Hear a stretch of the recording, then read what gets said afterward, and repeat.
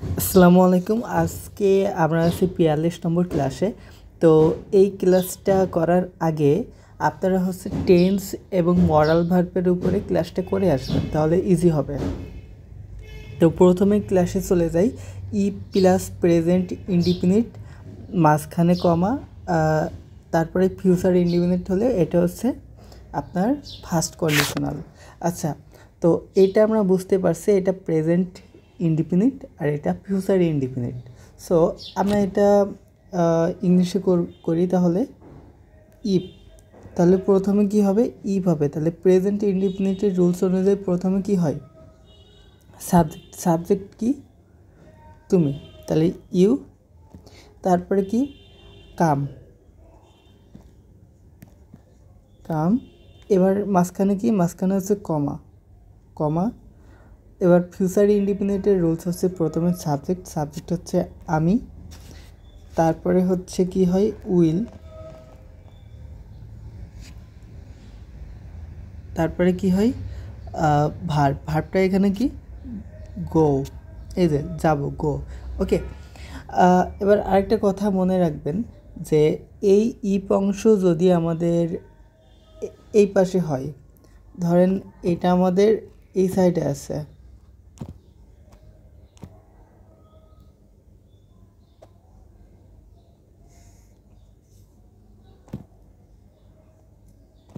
ধরেন এটা এই সাইডে, তখন আমরা কিন্তু এইখানে যে মাঝখানে যদি কমা দেই, তাহলে কিন্তু এটা কি হবে? ভুল হবে। এটা কিন্তু ভুল হবে, মাথা রাখবেন, এটা কিন্তু ভুল হবে। ঠিক আছে? তারপরে আরও কিছু কিছু আমাদের কিন্তু এখানে কখনো উড হবে না। ক্লিয়ার? উড যখন দিব তখন কিন্তু এটা ভুল। ঠিক আছে? আর এই গো এর পরে কখনো ইএস, তারপরে এস, আমি যদি এখানে ধরেন সাপোজ আমি এখানে গোস দিলাম, তাহলে কিন্তু এটা ভুল হবে। ঠিক আছে? এগুলো মাথায় রাখবেন। আচ্ছা, এবার আমরা প্র্যাকটিস করে আসি মুখে মুখে। এবার আমি যদি বলি, আমি যদি গণনা করি, আমি যদি গণনা করি, এখানে আমি একটু লিখি, আমি যদি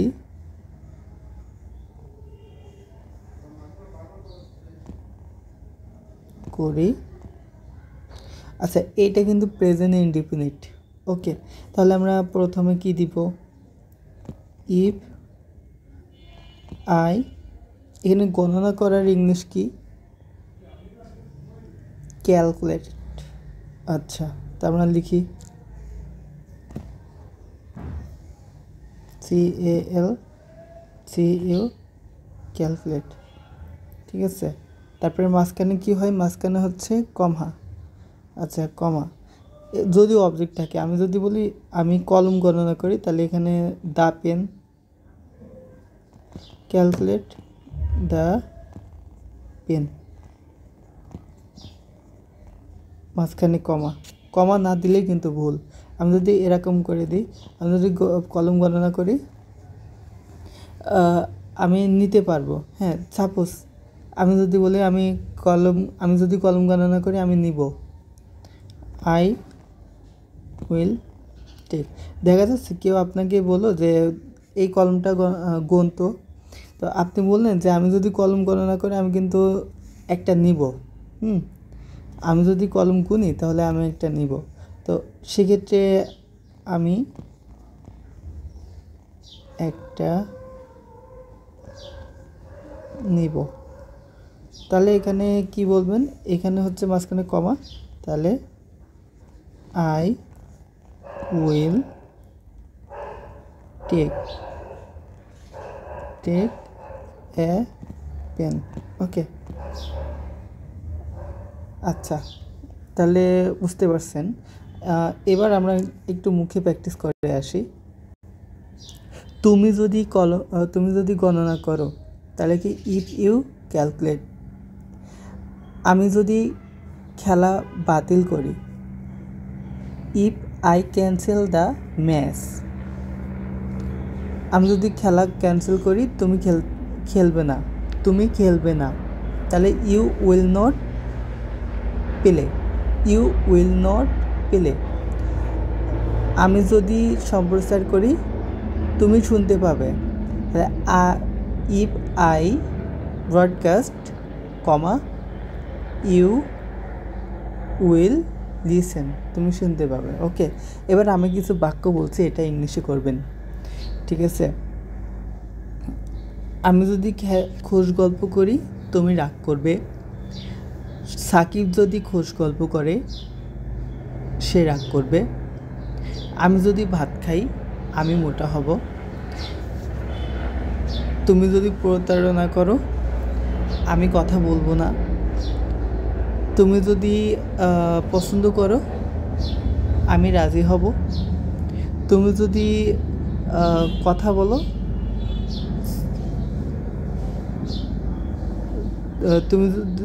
বলো, আমি তোমার কথা শুনবো।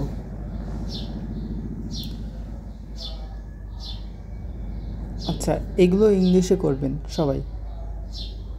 ওকে, আমি যদি দাবি করি, সে দিবে।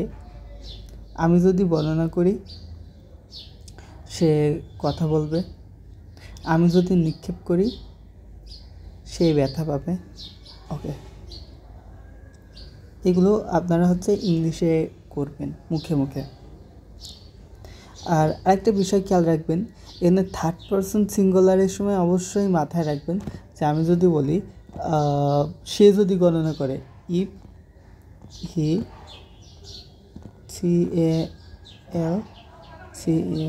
ক্যালকুলেটস, এইখানে এস, এটা আপনারা কিন্তু মাথায় রাখবেন।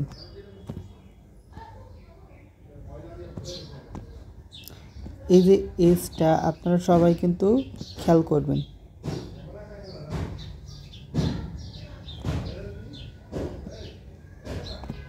এই এসটা কিন্তু সবাই খেয়াল করবেন, ঠিক আছে? থার্ড পারসন সিঙ্গুলার অনুযায়ী। ওকে, মাথায় রাখবেন।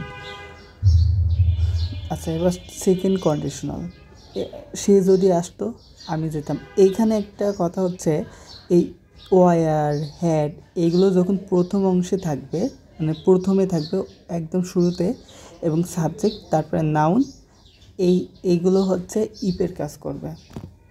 তো আমি সাবজেক্ট প্রথমে করি, এই রুলস অনুযায়ী করি। ওকে, ইফ আই, পাস্ট ইনডিফিনিটিভ রুলস, প্রথমে সাবজেক্ট, তারপরে ভিটো।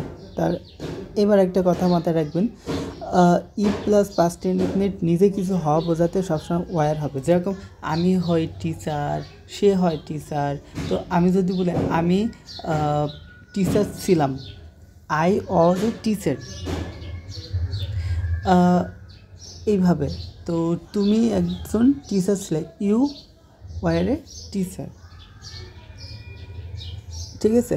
তো এখন ইপের পরে পাস্ট ইনডিফিনিট এবং নিজে কিছু হও, তুমি হও, আমি হও, এরকম ধরনের যদি হওয়া বোঝাই, তাহলে সেখানে অবশ্যই ওয়ার হবে। এখানে সাবজেক্ট কি থাকুক না থাকুক দেখার বিষয় না, এটা একটা আনরিয়াল পাস্ট। অর্থাৎ আনরিয়াল পাস্টটা কি? আনরিয়াল পাস্ট হলো যে আমি যদি রাজা হতাম, তো যেটা অবাস্তব কল্পনা করা বোঝাবে সেটা আনরিয়াল পাস্ট। অর্থাৎ আমি যদি পাখি হতাম, আমি কিন্তু কখনো পাখি হতে পারবো না, বাট কল্পনা করতেছি, এটা আনরিয়াল পাস্ট। ওকে, 3 আর 2 যদি 6 হতো, এই ধরনের, ঠিক আছে? তো এখানে ওয়ার, এখানে ওয়ার না, সে আসতো, তাহলে আসার পাস্ট টেন্স কি? এটা CAM, ক্যাম, মাঝখানে কি? মাঝখানে কমা, তারপরে আই, যেহেতু যেতাম, এখানে এই আই উড গো। আচ্ছা, আপনার এখান থেকে কিন্তু রাইট ফর্ম অফ ভার্বস পড়বে, সবাই মাথায় রাখবেন। তো আপনার এই জায়গাটায় কিন্তু রাইট ফর্ম অফ ভার্বস পড়বে ইউনিভার্সিটিতে। সেটা কেমন? ঠিক আপনার এখানে উঠাই দিতে পারি যে কোনো এক জায়গায়, দেখা যাচ্ছে এখান থেকেই দিল, দিয়ে এখানে দিবে হচ্ছে ওয়েলকাম, শুধু কামস সিএম। তখন আপনারা দেখবেন যে এখানে উড প্লাস বা কুড প্লাস V1 থাকলে আপনাদের এখানে পাস্ট ইনডিফিনিট, সো আপনাদের এখানে অ্যান্সারটা হবে এই যে কেম। ঠিক আছে, এবার আমি যদি বলি নিজে কিছু হওয়া বোঝাতে, আমি এখানে কিন্তু ওয়ারও দিতে পারি, সরি এখানে ওয়ার দিলে আপনাদের যে রুলসটা হবে যে আমি যদি ডাক্তার হতাম, ওকে। তো এখানে যখন নিজে কিছু হওয়া বোঝাবে, আমি একটু লিখে দিই এই রুলসটা কখন প্রযোজ্য। নিজে কিছু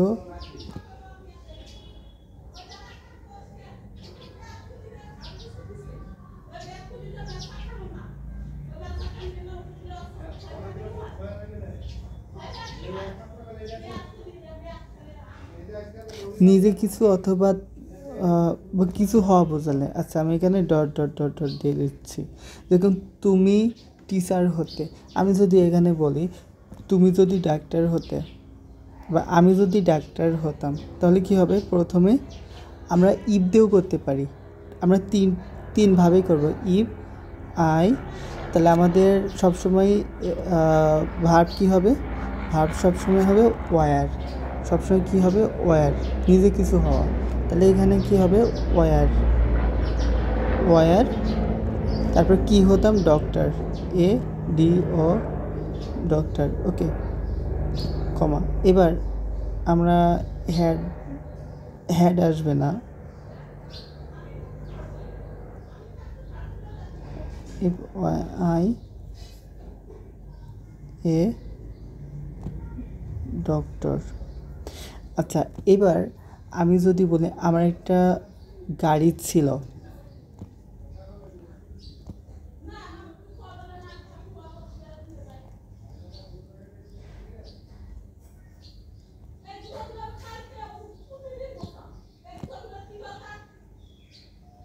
I a car, I had a car. এখন আমি যদি বলি এখানে যে যদি আমার একটা গাড়ি থাকতো, মানে ওই থাকা অর্থে কিন্তু,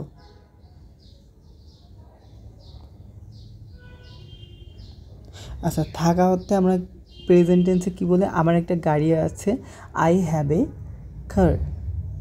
আমার একটা গাড়ি ছিল, মানে থাকা অর্থে, তাহলে কী বলবো? আই হ্যাড এ কার। তো এখানে ওই থাকা অর্থে থাকতো, তাহলে এখানে আমরা কি বলবো? ইফ আই হ্যাড এ কার। এটা আরও একভাবে করা যায়, সেটা হচ্ছে হ্যাড আই এ কার, এইভাবে। ঠিক আছে, আর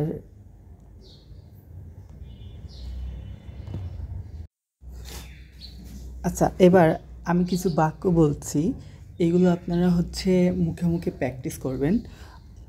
আমার যদি কলম থাকতো, if I had a pen. আবার আপনারা এইভাবে করতে পারবেন, হ্যাড আই এ পেন, এইভাবেও করতে পারবেন অথবা এইভাবেও করতে পারবেন। ঠিক আছে, তো এবার আমি কিছু বাক্য বলছি, আপনারা ইংলিশে করবেন। আমার যদি বই থাকতো, তার যদি বই থাকতো, তার যদি মোটরসাইকেল থাকতো, তার যদি ঘড়ি থাকতো, তার যদি পানির বোতল থাকতো। আচ্ছা, এটা আপনারা দুইভাবেই করতে পারবেন, দুইভাবেই করবেন। ওকে, আমার যদি একটা কলম থাকতো, তাহলে if I had a pen. আবার এখানে হ্যাড আই এ পেন, দুইভাবেই করতে পারবেন আপনারা, ঠিক আছে। এবার এইখানে হচ্ছে নিজে হওয়া বোঝাতে আর এখানে থাকা অর্থে, ঠিক আছে। তো এখন আপনি এখানে বলবেন যে আমি যদি টিচার হতাম, if I were a teacher. আবার এখানে ওয়ার আই এ টিচার, ওকে। এটা অর্থাৎ এগুলোর পরে নাউন বা অবজেক্ট হবে। এখানে দেখেন এটা একটা অবজেক্ট হিসেবে বা নাউন হিসেবে এখানে আছে, এখানেও একই। তো ঠিক আছে, এইভাবেই প্র্যাকটিস করবেন। এইখানে এই ধরনের যখন আমরা ওয়ার বা হ্যাড দিয়ে করবো, সেকেন্ড কন্ডিশনালে সবসময় এখানে নাউন হবে, মাথায় রাখবেন। আচ্ছা, এখানে পরবর্তী কি বলবো, যে যদি আমার একটা গাড়ি থাকতো, আমি চালাতে পারতাম, তাহলে হচ্ছে কি বলবো,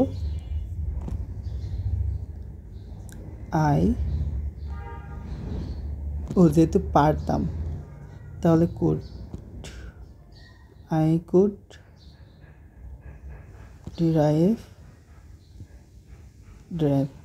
ড্রাইভ, ওকে। তাহলে এখানে কী হবে, আই কুড ড্রাইভ, যদি আমার গাড়ি থাকতো তাহলে আমি চালাতে পারতাম। আচ্ছা, আশা করি বুঝতে পারছেন। তো আপনারা প্র্যাকটিস করবেন মুখে মুখে। আমি কিছু বাক্য বলছি। তুমি যদি যদি তুমি বই হতে সবাই তোমাকে পড়তে পারতো। যদি আমি টিচার হতাম, আমি সবাইকে শেখাতে পারতাম। যদি সে টিচার হতো, সে সবাইকে শেখাতে পারতো। যদি সে বাঘ হতো, সবাইকে খেয়ে ফেলতে পারতো বা খেয়ে ফেলতো। এবার আমরা হচ্ছে এইখান থেকে কিছু প্র্যাকটিস করি। যদি আমি গণনা করতাম, আমি বুঝতে পারতাম, তাহলে কি, ইফ আই ক্যালকুলেটেড, মানে যদি আমি গণনা করতাম, কি আমি বুঝতে পারতাম, আই কুড আন্ডারস্ট্যান্ড। যদি তুমি গণনা করতে, if you calculated, you would understand, ঠিক আছে। তো আরেকটা বিষয়, আপনাদের এই অংশে আপনারা যেন এইভাবে কখনো করবেন না যে আমি যদি টিচার হতাম, আই উড হেল্প, এখানে এস অথবা হচ্ছে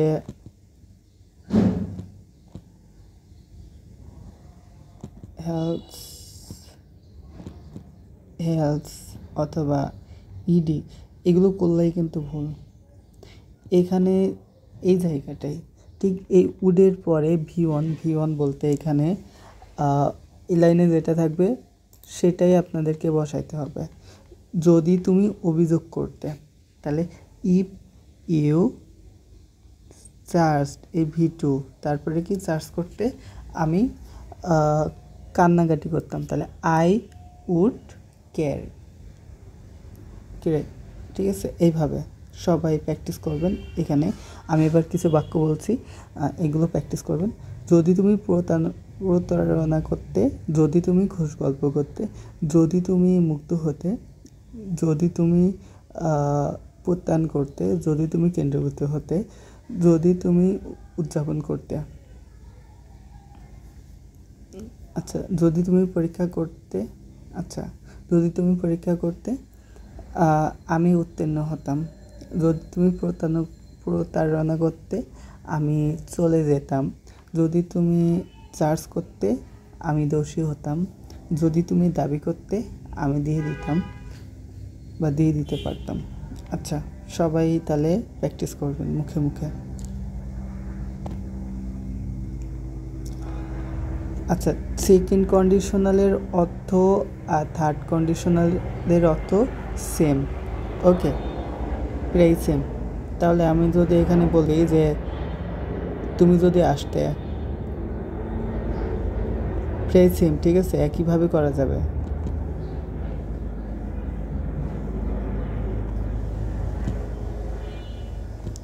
যদি তুমি, আচ্ছা, এটা এইভাবেও করা যাবে। এটা আপনি সেকেন্ড কন্ডিশনালও করতে পারবেন, থার্ডও। বাংলা মিনিংস একই। তাহলে ইফ ইউ হ্যাড, যেহেতু পাস্ট পারফেক্ট, হ্যাড কাম। আচ্ছা, এখানে জন্য আবার কেউ V2 দিয়ে না, এখানে V3 হবে। কাম, এর মাঝখানে কমা, এই কমা, তারপরে হচ্ছে আমি যেতাম, আই উড হ্যাভ, যেতাম, তাহলে জিও এনে এর ভিতরে, ঠিক আছে, মাথায় রাখবেন। ওকে, আপনাদের কিন্তু এখান থেকে ইউনিভার্সিটিতে রাইট ফ্রম অফ ভার্বসে আসে, মাথায় রাখবেন সবাই, ঠিক আছে। এটা আরও একভাবে করা যায়, আরও একভাবে করা যায়। হ্যাড ইউ ক্যাম।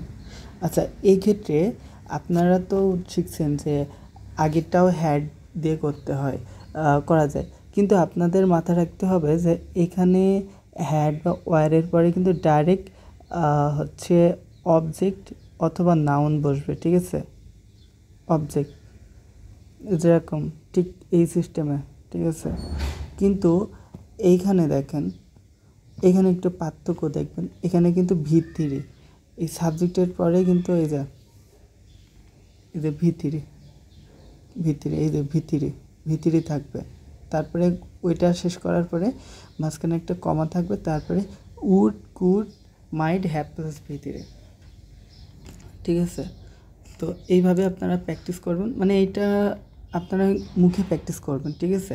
আমি যদি বলি যে ইফ আই হ্যাড, এই যে এই ভিতরে ক্যালকুলেটেড, তারপরে একটা কমা, তারপরে আই উড হ্যাভ আন্ডারস্টুড, ঠিক আছে, মানে ভিতরে হবে আর কি।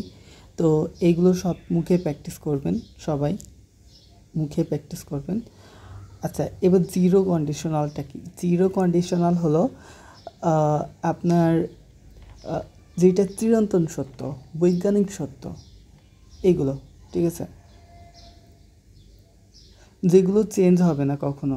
যেরকম আমি যদি বলি যে লোহা যদি গলানো হয় কী হবে, কী হয়, লাল হয়, কিন্তু আমরা কিন্তু হবে বলবো না, কারণ এটা চিরদিনই যা হবে তাই হবে কিন্তু, ঠিক আছে। যেরকম তুমি যদি আসতে আমি যেতাম, তুমি যদি আসো আমি যাব, তো এখানে ও কিন্তু যাইতেও পারে, না আসতে পারে, কোনো নিশ্চয়তা নেই, কিন্তু এখানে কিন্তু চিরন্তন সত্য।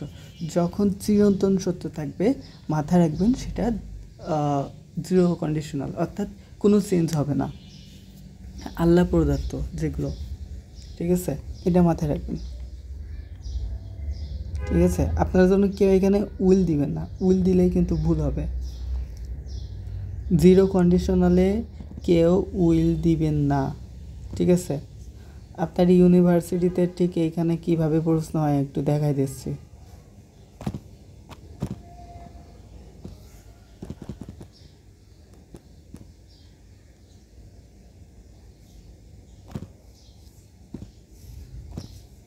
ঠিক এইখানে এইভাবে দিবে, উইল,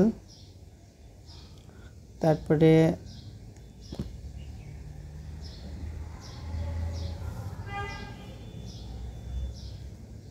ইজ, তারপরে ওয়াজ, তারপরে বাদ বাকি। তো আপনার এখানে কি হবে, জিরো কন্ডিশনাল। যদি লোহা গলানো হয় তাহলে কি হবে, লাল হয়, তাহলে আয়রন ইজ রেড। এখানে যেন উইল দিয়ে যাবেন না, উইল বি দিবেন না যেন, ঠিক আছে, মাথায় রাখবেন। তো এগুলো প্র্যাকটিস করবেন। আমি কিছু বাক্য বলছি, এগুলো প্র্যাকটিস করবেন। সূর্য যদি বরফে তাপ দেওয়া হয় বরফ গলবে, না গলে। যদি পানি খাওয়া হয় তৃষ্ণা মেটে, এগুলো। আচ্ছা, এইখানে আনলেসের হচ্ছে হচ্ছে যদি না, তো এক্ষেত্রে আপনাদের যে বাক্যে যদি আর না শব্দটা পাবেন সেটা হচ্ছে আনলেসের রুলস। আমি যদি এটাও করি, যদি না আমি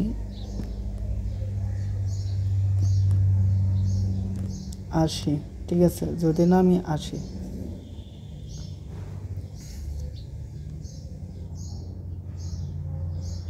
ও এখানে সরি, এখানে সে,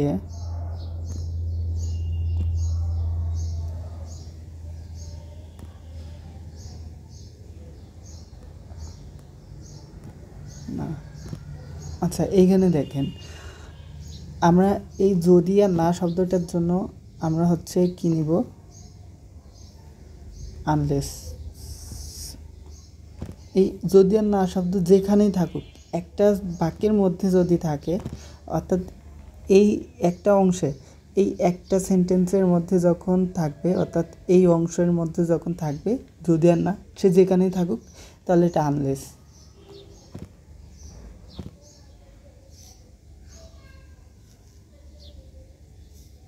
আচ্ছা, আমরা হচ্ছে ছোটোবেলায় ওই যে ম্যাথ করছি না, যে 2n আর নিচে হচ্ছে 2n থাকলে আমরা উপর নিচ কেটে দিই। ঠিক তেমনই এখানে কাজ করবেন। মনে মনে যখন আপনারা ইংলিশে করবেন বাংলা থেকে, তখন মনে মনে ভাববেন যে আনলেসে যদি আর না শব্দ থাকলে আনলেস। তো আমরা প্রথমে আনলেস লাগাই দেব। আনলেস দেওয়ার পরে আমরা যেহেতু আনলেস দিয়েছি, মনে মনে ভাববেন যে যদি আর না শব্দটা নাই, যদি আর না শব্দটা নাই। তো দেখেন, যদি না থাকে তাহলে দেখেন এটা প্রেজেন্ট ইনডিফিনিট। তাহলে আপনি এদের করে দেবেন ইফ হি COMES। এখানে কিন্তু অবশ্যই ইয়েস দিবেন, এস না দিলে কিন্তু এটা ভুল। থার্ড পারসন সিঙ্গুলার অনুযায়ী না দিলেই কিন্তু ভুল, মাথায় রাখবেন। এটা কিন্তু ভুল হয়, আপনাদের মাথায় রাখবেন কিন্তু। Comes I will not go. আচ্ছা, এবার আমি যদি বলি আমি যদি ভাত না খাই, আমি যদি ভাত না খাই। এখন আমি আপনাদের বলছিলাম যে যদি আর না শব্দটা উঠাই দেবেন। এটা ধরেন নাই বাক্যে।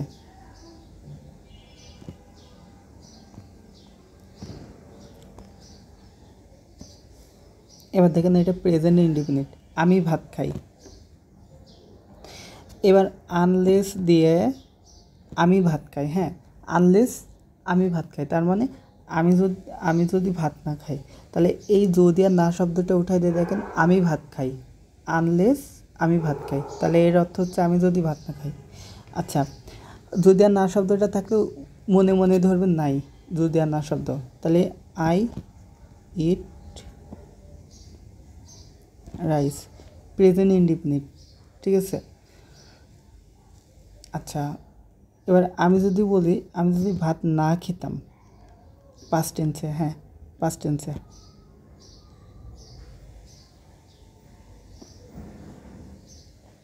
খেতাম, তাহলে এখানে এট হবে পাস্ট টেন্স,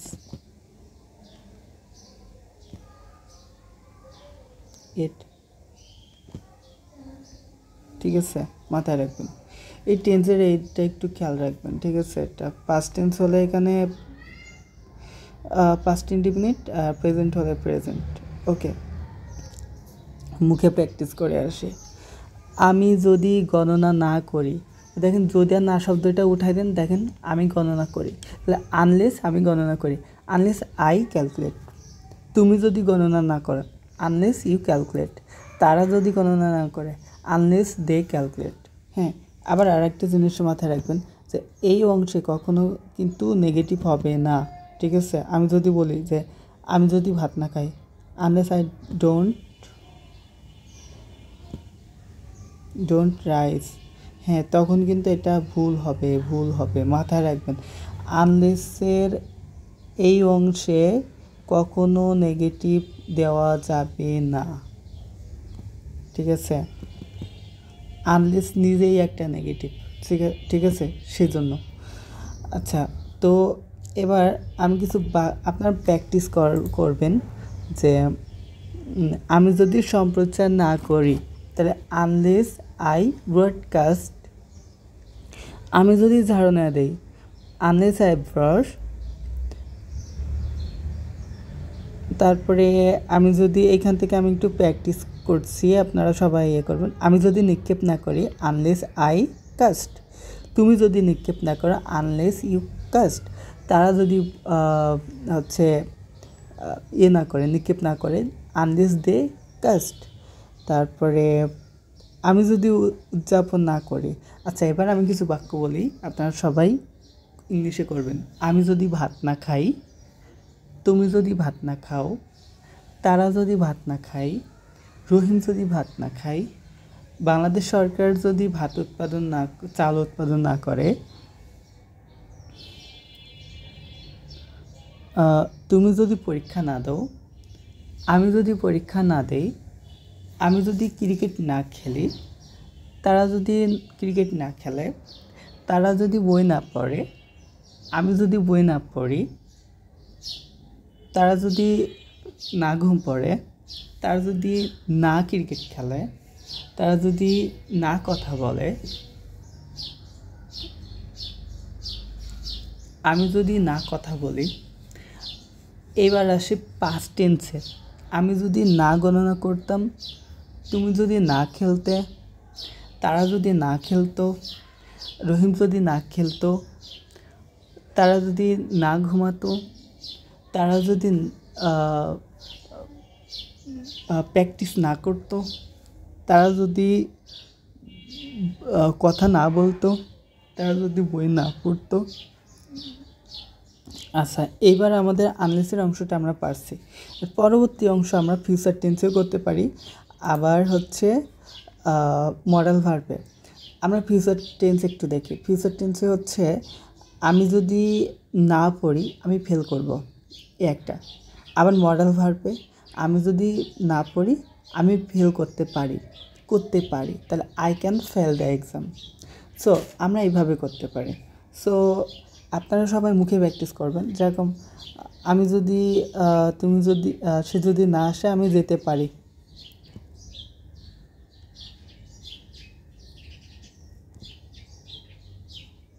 যেতে পারি, ঠিক আছে? তো তাহলে আই ক্যান গো, ঠিক আছে? ঠিক এইভাবে আপনার যেভাবে মন চায় সেভাবে আপনি করবেন। তবে আরেকটা জিনিস, এখানে থার্ড পারসন সিঙ্গুলার হলে অবশ্যই মাথায় রাখবেন এই জায়গাটা, ঠিক আছে? আবার অনেক সময় দেখা যায় যে রাইট ফর্ম অফ ভার্বসে আপনাদের যেটা হয় সেটা হচ্ছে, ধরেন যে আমি বললাম যে আনলেস আই রিড, মাঝখানে কমা, এই যে কমা, এখন এখানে রাইট ফর্ম অফ ভার্বসে এখানে ব্র্যাকেটের মধ্যে দিবে যে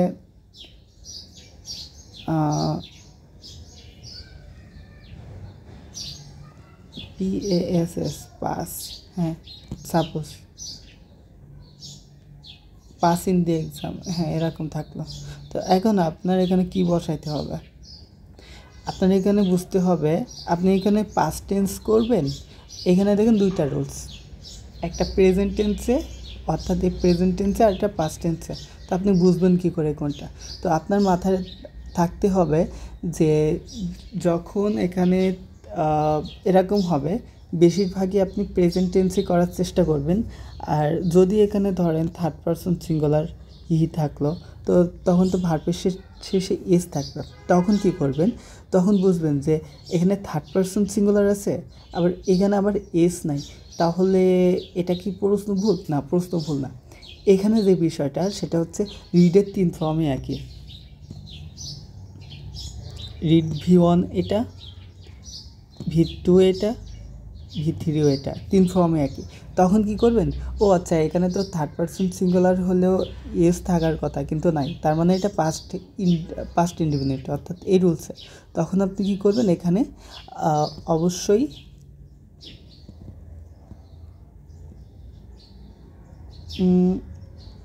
আই কুড ফেইল, এখানে কিন্তু ফেইলড দিলে কিন্তু এটা ভুল, কারণ মডাল ভার্বের পরে সবসময় V1 হয়, ফেইল দ্য এক্সাম। তাহলে এইভাবে, ঠিক আছে?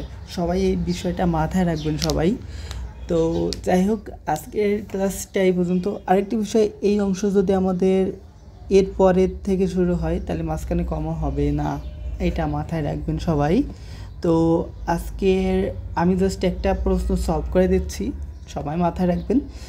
আনলেস এটা হচ্ছে দেখেন প্রেজেন্ট ইনডিফিনিট আছে, প্রেজেন্ট ইনডিফিনিট আছে, তো প্রেজেন্ট ইনডিফিনিট থাকলে ফিউচার ইনডিফিনিট, মাঝখানে কমা। আচ্ছা, এটা প্রেজেন্ট ইনডিফিনিট। ও আচ্ছা, এখানে দেখেন পার্ট 1-এ থাকবে ভুল ভ্রান্তি, আপনাদের খুঁজে বের করতে হবে। তো এখানে দেখেন এই অংশ ঠিক আছে, কিন্তু পাস ইন দি এক্সাম। আচ্ছা, কিন্তু আমাদের একটা জিনিস মিসিং নাই, সেটা হচ্ছে কি মাঝখানে কমা হবে। কমা না দিলে ভুল, আমি আগেই বলছি, মানে কমা হবে। আচ্ছা, এখানে দ্বিতীয়টা হচ্ছে, এনে দেখেন যে ইপ আছে, তারপরে প্রেজেন্ট ইনডিফিনিট আছে, ডোন্ট, সমস্যা নাই, মাঝখানে কমা তাও আছে। তো এই পাশে ফিউচার ইনডিফিনিট, তার মানে এটা সঠিক আছে। দেখেন প্রথমে হচ্ছে প্রেজেন্ট ইনডিফিনিট, মাঝখানে কমা, ফিউচার ইনডিফিনিট, দেখেন এখানে কিন্তু আছে, ঠিক আছে, মাঝখানে কমা আছে, ফিউচার ইনডিফিনিট, প্রেজেন্ট ইনডিফিনিট, ওকে। আচ্ছা, আরেকটা বিষয় আমি জাস্ট একটু খেয়াল করার জন্য বলে দিচ্ছি আপনাদের। এইখানে আপনি যদি এখানে কখনো if I was a doctor এই ধরনের দেন, তাহলে কিন্তু একদম ডিরেক্ট এটা কেটে দিবে, এটা কিন্তু ভুল। আনরিয়েল পাস্টের সময় মাথায় রাখবেন, লিখে নেন, আনরিয়েল পাস্ট যদি হয়, পাস্ট ইনডিফিনিটের সময় সাবজেক্ট কি থাকে না থাকুক এটা দেখার বিষয় না, এখানে আপনার ওয়াজ হবে, ঠিক আছে? এবার আমি যদি বলি, সে যদি না খেলতো, if he PLAYED played, sorry, সে যদি ভালো খেলতো, প্লেড ওয়েল, আমরা জিততে পারতাম, উই কুড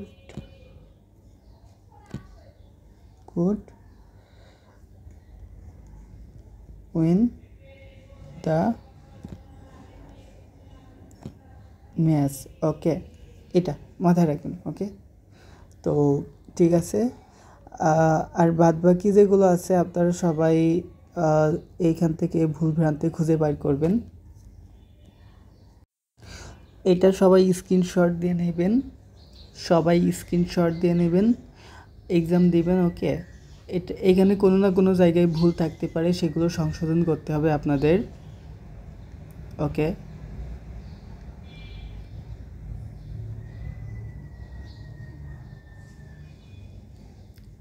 আচ্ছা, এটা স্ক্রিনশট দিয়ে নেবেন, এটা বাংলা থেকে ইংরেজি করবেন।